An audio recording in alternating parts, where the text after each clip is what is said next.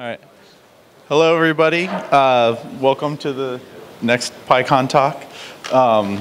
This is Hynek, one of the C Python core developers, and he's going to be talking today about application deployment. So everybody give a warm welcome for Hynek.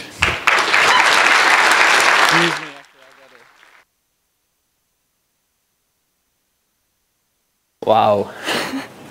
I'm quite honored that so many of you chose to spend their food coma with me. And since I foolishly chose a very broad topic and we have a lot of ground to cover, I'll just ignore people still coming in and start immediately. So, you're here because you realize that Borat is right.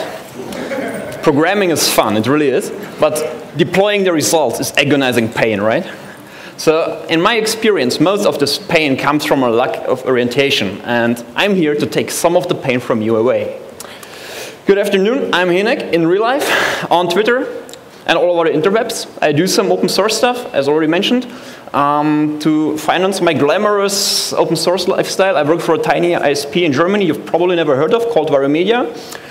We sell web hosting, mail services, domains, all the boring stuff. So, enough about me. What's on the agenda? I have to warn you ahead, it's going to be a whirlwind, because I have only 40 minutes to share with you, and all I will be able to give you is an overview. But I really hope to be able to replace that lingering anxiety inside of you through an informed annoyance. So, I really just want to push you in the right directions and hope it will help you someone. It's also going to be a whirlwind in a sense it will be really fast-paced. So in order to pull it off, I've set up a page which contains all the links I will be mentioning, all the projects, all the approaches, all the blog posts, whatever. This is the only link you will ever need. It's 7 characters. I just assume my babbling was long enough, so you have written it down. So let's carry on. It's also going to be an opinionated talk. I'm pretty sure that just as many nodding heads there will be turning heads. And it's okay, because especially in operations, context matters. And it may be that my solutions don't fit your problems at all. So I will tell you how I do it, why I do it like that, and use your best judgment to decide whether my solutions fit your problem actually. So I won't be talking about platform as a service providers, at least not explicitly. Each of them is different, and it's kind of their job to deploy applications. If you are interested in deploying on Heroku, you should have been in Kenneth Wright's tutorial like 3 days ago. So I also won't be talking about schema migrations, because it's a very complex topic. I don't even consider it a part of my talk, but every time I've tried my talk somewhere, I've been asked about schema migrations. People, that's a topic for like a 6-hour tutorial, not as a subtopic of a talk. So, what will I be talking about? I will introduce you to, in my opinion, responsible and solid development and deployment cycle. And I will point some typical and popular mistakes along the way. That's all, but it's still a lot. So, let me take a step back, introduce you to the key concept behind everything I will be saying. And that's easy does not equal simple. Easy is the opposite of difficult, which isn't exactly a bad thing. That's what we get paid for, to solve difficult problems. Simple is the opposite of complex, and complexity is one of the worst things ever in software development. So, easy is something you come up quickly, easily. You've just read the blog post or anything. It just lies near. Simple is something you have to work for, but it will serve you well on the long run. But don't take my word for it. Let's ask a witty, old, trustworthy guy. And who's more apt than Dijkstra? Simplicity is prerequisite for reliability. And everyone who has been ever phoned out of his bed at 4 a.m.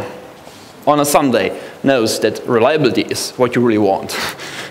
And to make matters more severe, it can be expanded to security. It's as simple. If you want to assess the security of a system, keep it as simple as possible.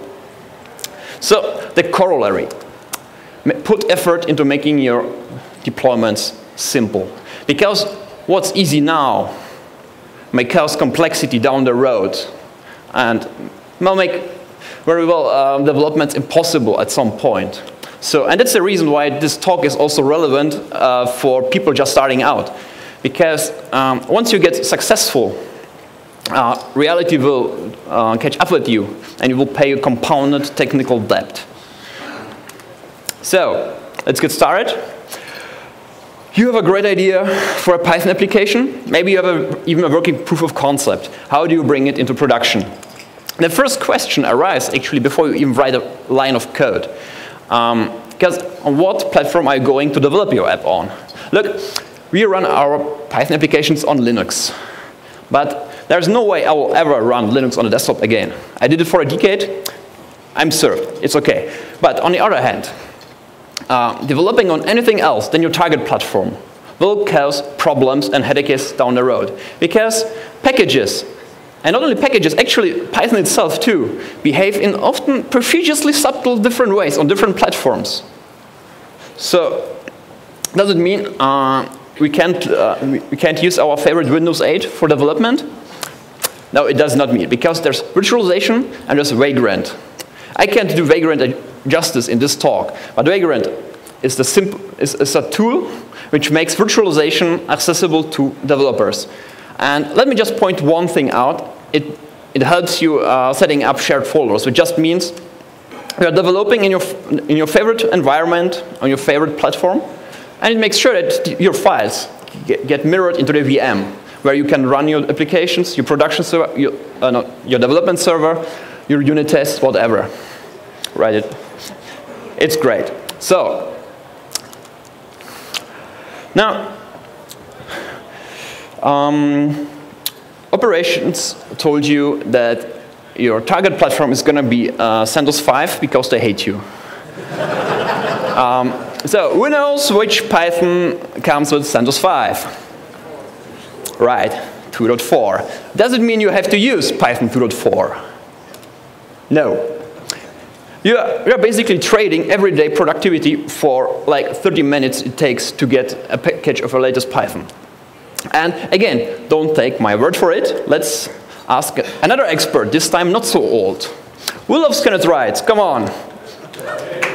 And who loves requests? Everybody too, except for David Kramer maybe. So, what has he to say to some dude who was complaining that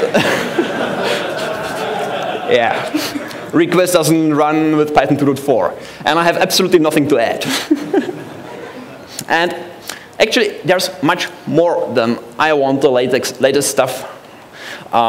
Because if you're making money with Python, and I really hope that everybody of you will, or is, or whatever, it becomes your key infrastructure.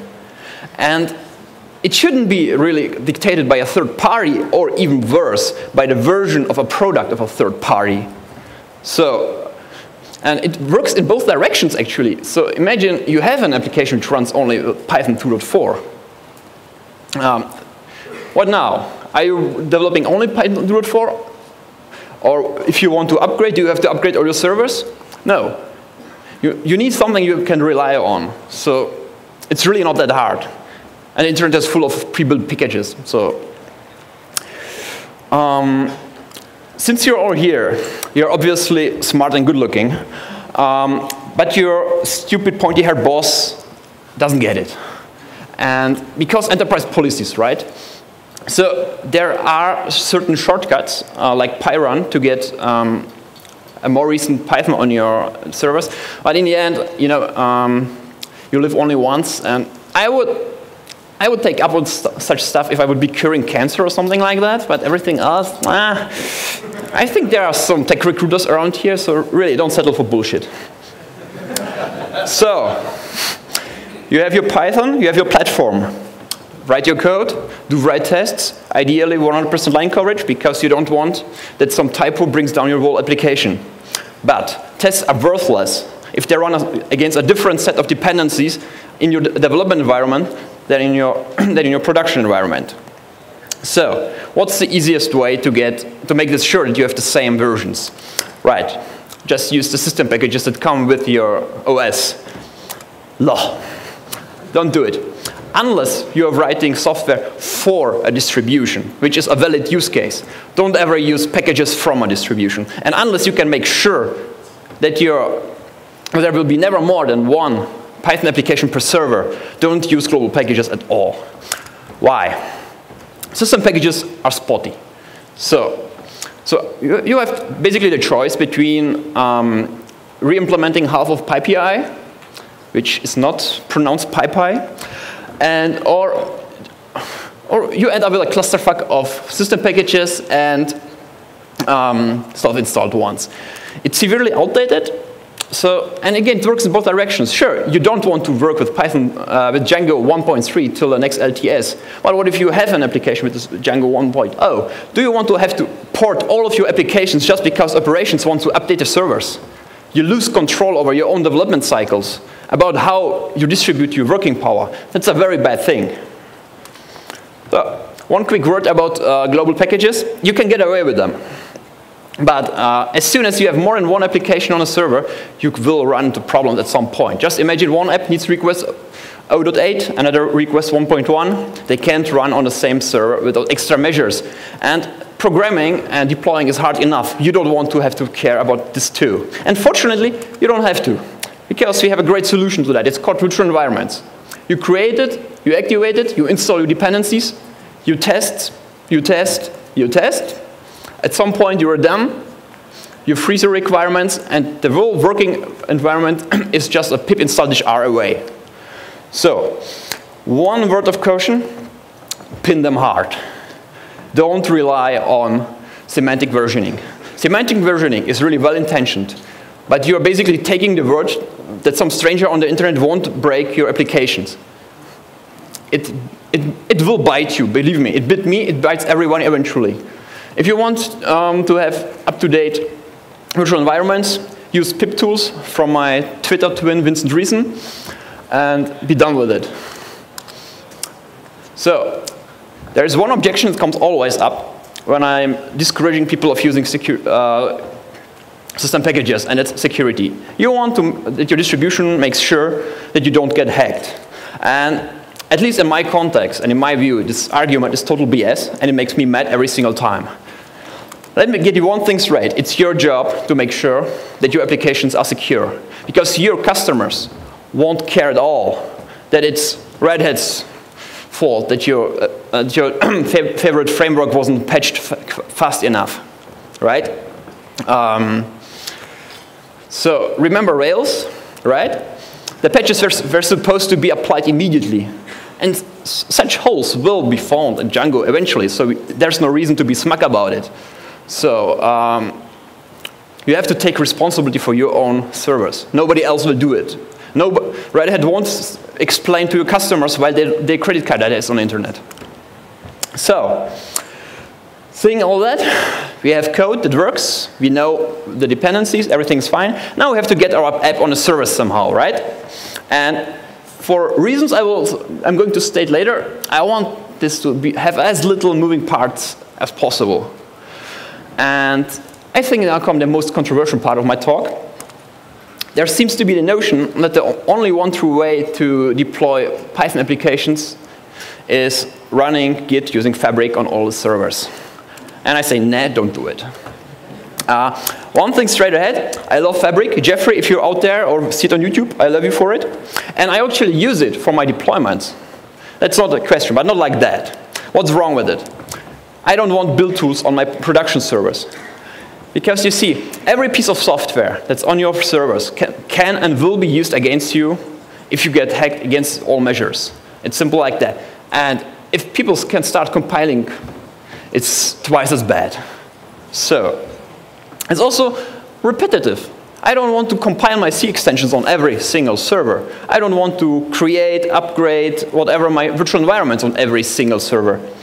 And I don't want to download my dependencies on every single server. Right, everybody of you should have a PyPI mirror, which you probably don't. And there's this point of security, which is hopefully fixed right now. There's a problem that we have outages, and there will be outages.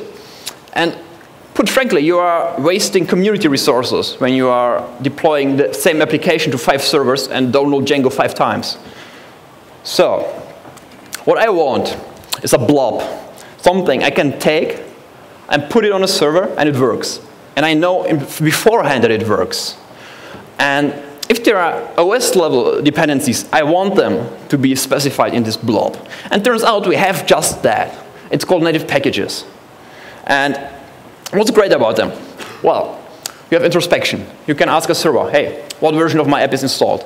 You have configuration management integration. You can say, this server is on this version. No matter what the newest one is, keep it at this one. And they're versatile, and that's a great thing about it, because you're getting a build pipeline when you're assembling your native packages where you can do whatever you want.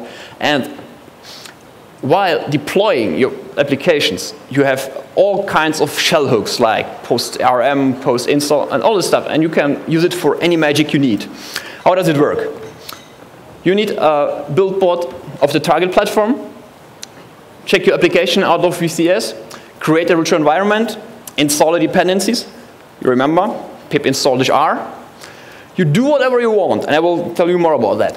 You package the result, specify OS-level dependencies if necessary, push it to your repo, and then you can install it on as many servers as you want. And point 4 is actually really great, because you have the final application just sitting there. So you can, for example, run tests, and if the tests fail, you can just say, no, no package for you. If you are using stuff like less, SAS or CoffeeScript, sure, you can compile them on the target servers or let the user compile it in a browser, but it's actually not what you want nowadays. You want your pages to load as quick as possible. And I actually don't want to have Node.js on my production servers either for the CoffeeScript compile, I think was it.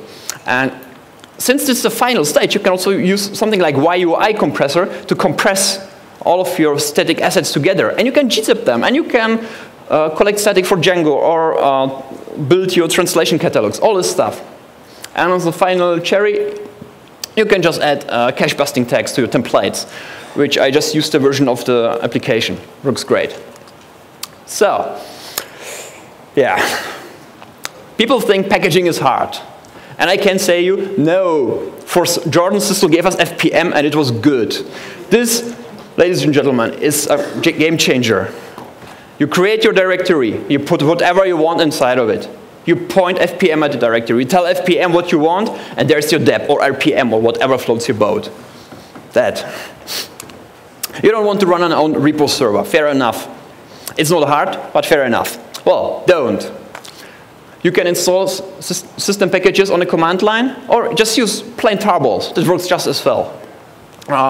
Actually, if you don't have root access to the servers you're deploying to, tarballs are the only way to do it. And I'm not really religious about native packages. I just find them very handy. But what I am religious about is packaging, ready to run, proven to run virtual environments on your servers. What you want to do, though, is automate. Because if it's hard or complicated to build such a package, you won't be doing it, right? And we all want to do CD. We want to be pushing cool features all the time. So I will show you how I build packages. That's all. And basically, it's way too much code because I'm lazy.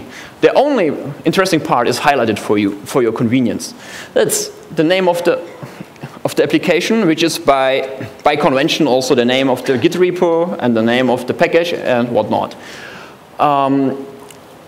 I specify the dependencies which I need to build the package, and the run dependencies just get handed through to FPM and are saved in the native package. So when I install this package, I'll get this is Postgres libraries installed along of it.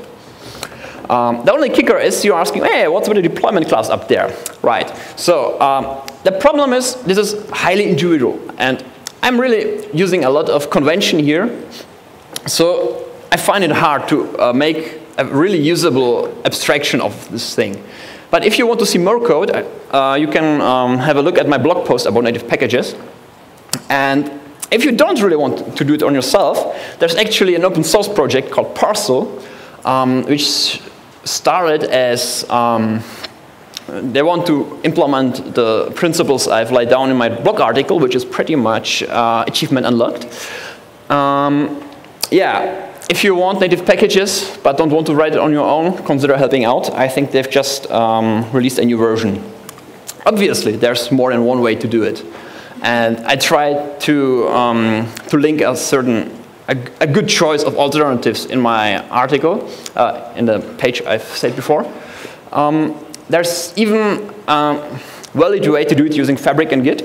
That has been written by Dave Bravender as a retort to my articles. I still don't like the approach, but maybe it's better for you. Who knows? You have to check it out for yourself. So, going on, configuration. What are we going to do with that? Let's put it in the repos too, right? La, don't do it. Use a configuration management system. What is it? That's a declarative way to describe services. You say, this server as a whois server. So that means I want this package whois, and I want whois.ini in etc, and please make sure that this config has permission bit 600. And the CM chooses the path to this state, or it explodes in your face, which is just as likely. There are several solutions to it. Some of them are written in Python and require you to write XML. The most common ones are currently Puppet and our very Noah's Chef. And yeah, both of them reek terribly of Ruby. And I don't mean the source code of themselves, but the DSLs. So be prepared for that. And there's a common theme along all of them, and they are not easy at all. Because you will have to plan ahead. You will have to make decisions with information which you probably don't have yet, and then it will turn out that you planned wrong, and yeah, that's how it is. So it will be some pain in the beginning. So why anyway? Well, there's first safety and security. I prefer to run my tests which contain drop tables without the production database credentials anywhere near of my source code. It's just better feeling. It's also a better feeling if you know that some piece of automated software is making sure that your SSL keys have the right permissions. Or just imagine you have a coworker who just told you that Node.js is great, so you fired him.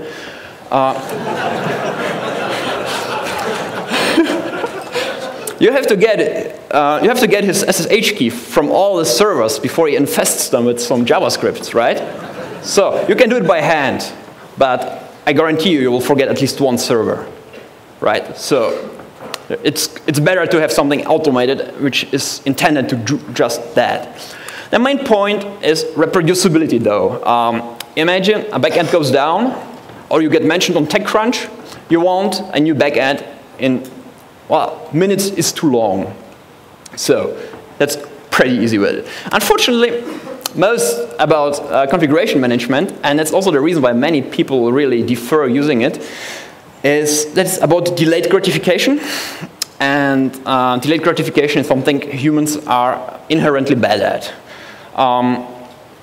But take my word for it, that many things down the road just aren't possible without a proper configuration management. And we had to puppetize our infrastructure after 10 years. It was a rough trip, I wish to nobody, so start early. Speaking of later, in this very room, Kate Hiddleston will speak about Chef, so if you're interested in CM in general or Chef in particular, just stay seated. Now, I will help one of the main reasons for CM, and that's when you think that you are ready to bring your app into production, but actually you have to test it if it works in your production environment. But that's kind of a chicken-egg problem, right? So what do? You set up a staging environment, which basically means you build an exact replica of your production environment, but the only difference being your new app or a new version of your app. And there you go. You can test you can run your acceptance test, ideally automated ones. So this is not easy, but straightforward with CM. Without CM, it's basically impossible to make sure that your environments are identical. So now we are getting to the more practical parts. Like you have this awesome Django app, and it does some privileged stuff. So you have to run it as root, right? Let me get one thing straight. I love root. You won't see me using sudo on servers. I'm not one of those guys. But when it comes to network-facing applications, don't do it. The internet is full of people without a life or with a significant income from intruding into servers, your servers.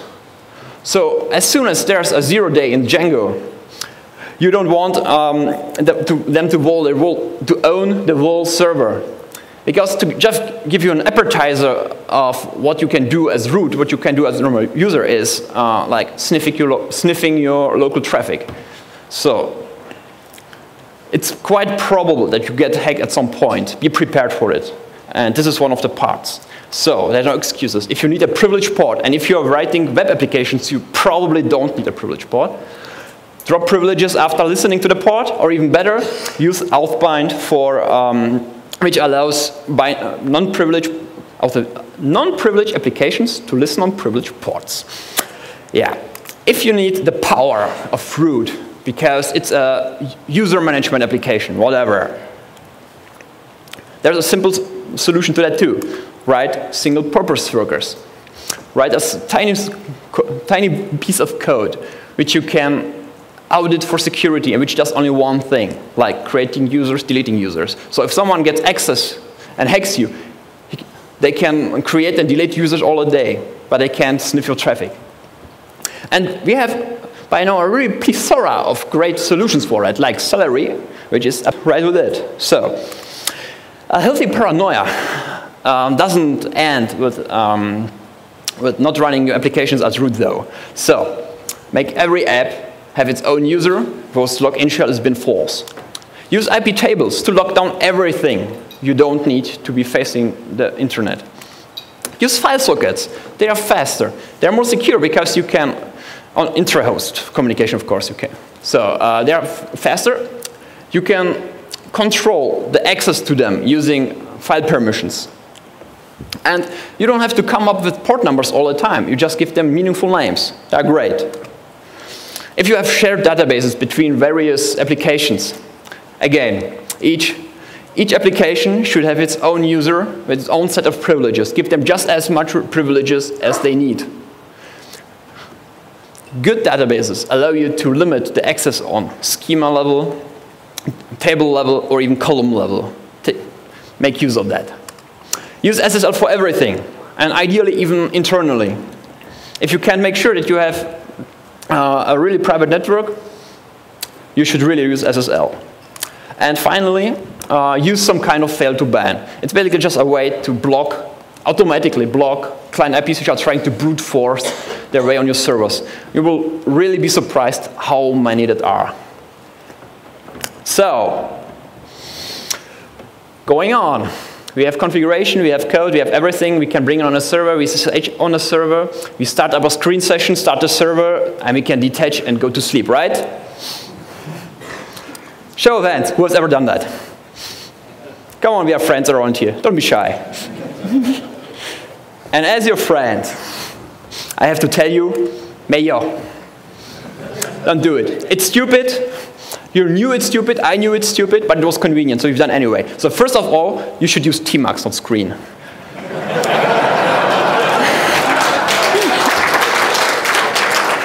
Secondly, even that is wrong.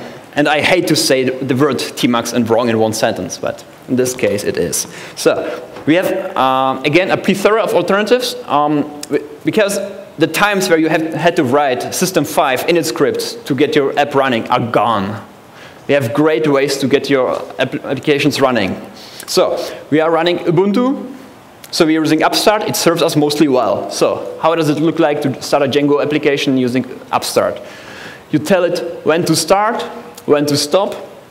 We tell it we want to respawn when it crashes. You tell it the directory to run from, as which user, which command. That's all. You write it once, and it's done. No screen, please. So, going even further.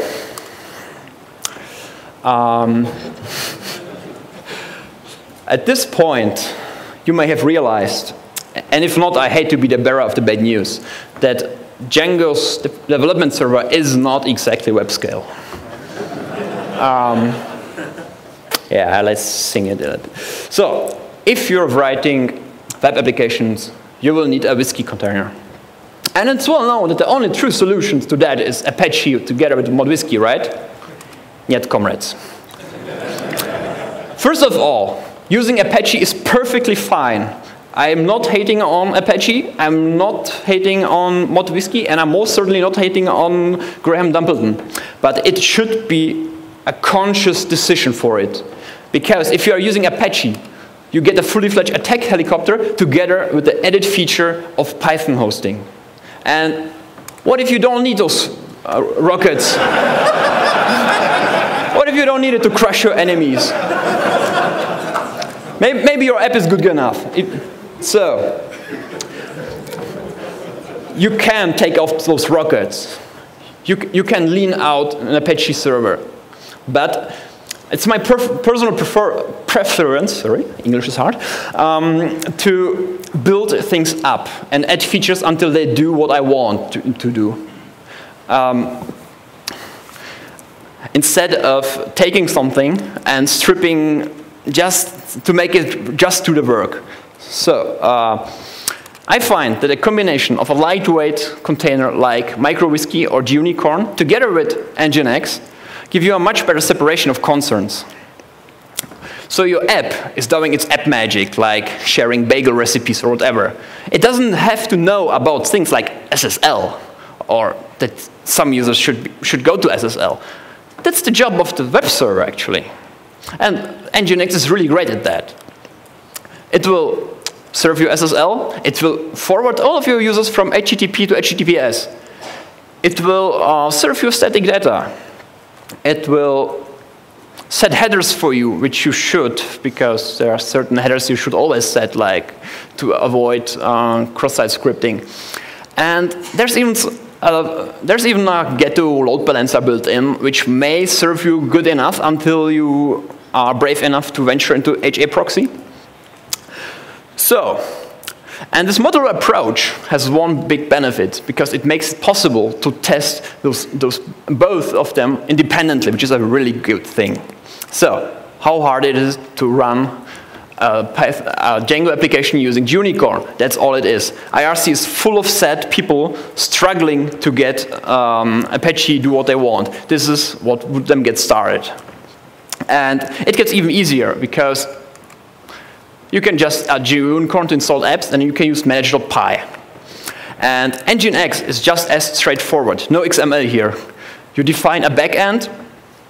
You define a location for your static files, which get automatically served. Done. Using a file.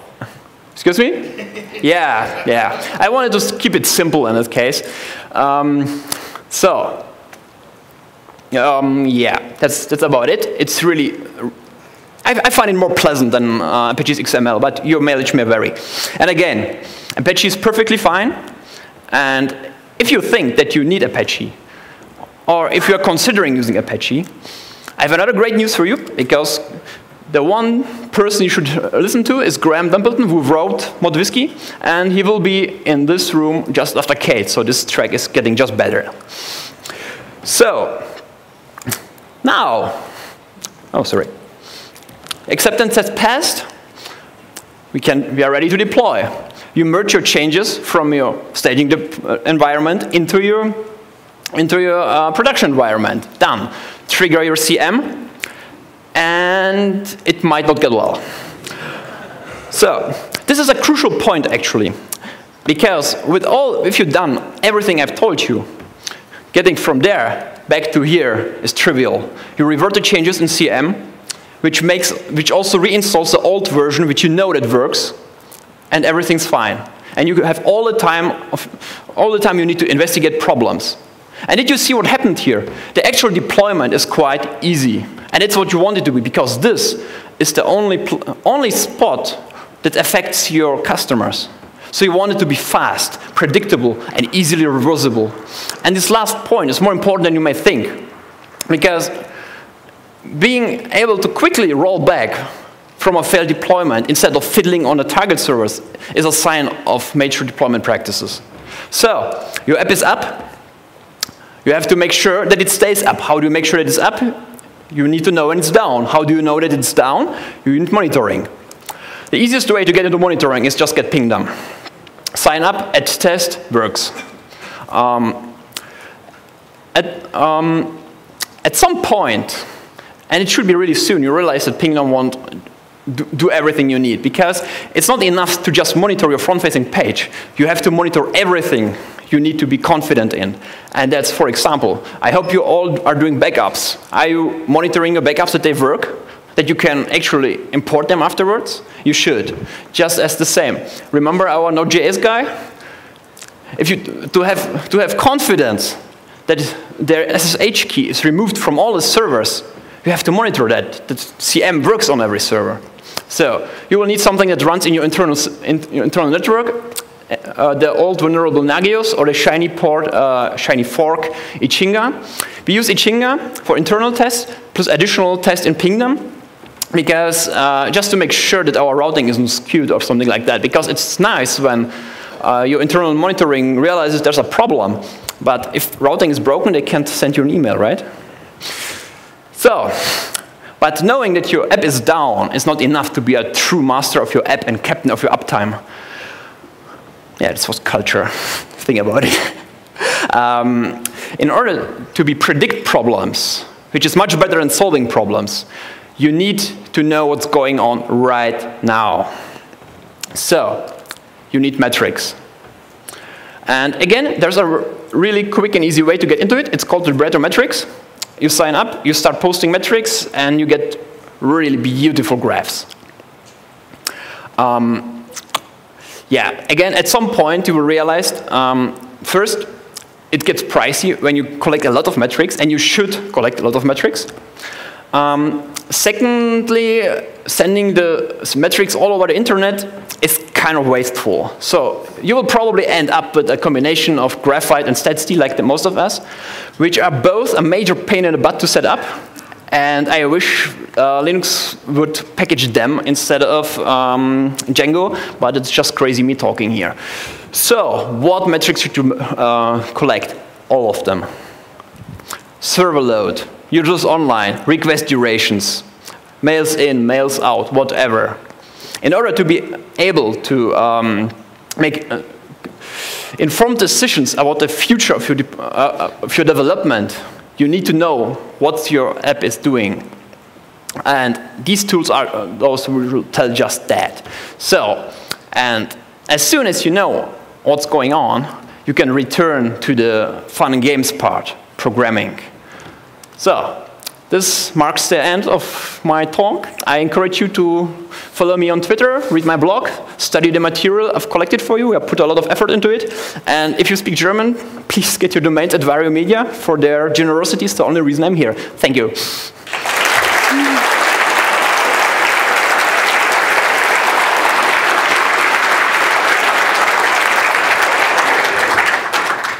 All right, everyone.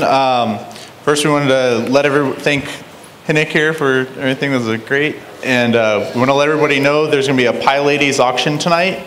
It's at 6:30 upstairs in rooms 209 and 210, and they have a whole bunch of stuff there. There's like iPods, there's some stuff signed by Guido, and all kinds of stuff. And then if anybody has any questions, we've got a microphone set up over here in the middle. You can just walk up to it and ask your questions.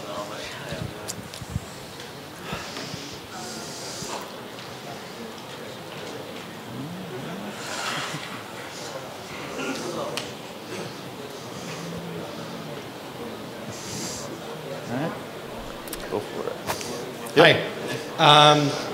How do you feel about talks for building virtual ends? Again, please? So talks, as in Holger's tool for automatically... Talks. Talks is awesome. Talks has one problem right now, and that's that you can't use it inside of those awesome guest file systems I told you about. It doesn't work there because it runs setup sdist, which uses hard links, and hard links don't work on guest file systems. That was going to be my next question. Does that actually work? No, okay. No, I've opened a bug on Talks, and I've been asked to fix it, which I maybe at some point will do, but it doesn't work right now. How does FPM work with C extensions and compiling against your local system versus something reproducible? FPM hasn't to do anything with that. You build your virtual environment on a target platform. So the binaries are packaged together with it. And since it's the same platform, like your production environment, it just works. Okay. And it's important that you really keep the environment same. It's not okay to use a slightly older Ubuntu for a slightly newer Ubuntu that will break. I tried it, it breaks. So how do you manage that? Just That's not about managing. You have a build server of the target platform. That's a hard rule for that, because otherwise you will run into problems. I think my question may be a little similar to his. We package our programs very similar to what you presented here, but we don't control our deployment environment. Our customer does. Yeah. So we installed, or we gave them the package, they installed it, and someone got the bright idea to run. Can you speak a little bit louder, please? Someone got the bright idea to run apt-get update on that machine after they installed our package. Yeah. And the error message that they got was basically that import sys was not available. And do you have any suggestions other than telling them don't do that? I don't think I can answer that here in a minute. So maybe catch me later and give me more context. Okay, thank you.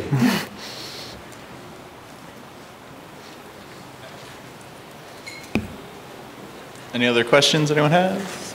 All right, well, everybody, let's give Hynek another round of applause. Thank you.